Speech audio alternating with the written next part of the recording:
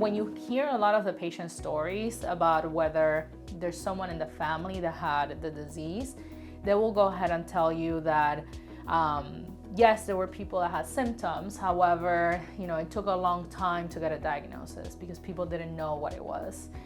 Some other patients will go ahead and tell you that there was a lot of stigma, that, grandma had some involuntary movements, but no one talked about it. I think many patients can be very stigmatized by it, right? It's a disease that runs in the families. It's a disease that is associated with behavioral issues, cognitive issues, also involuntary movements.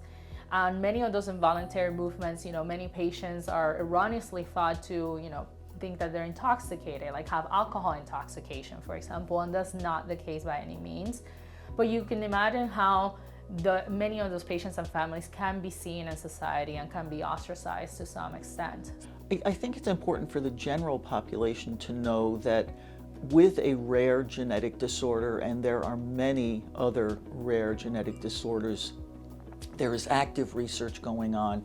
There are active services that are being, presented to these patients and families. And even if you know somebody who doesn't have HD but has some other rare neurologic disorder, you can be more proactive in talking to your friend who has a child, or your neighbor who has a spouse with a rare, potentially undiagnosed neurologic condition.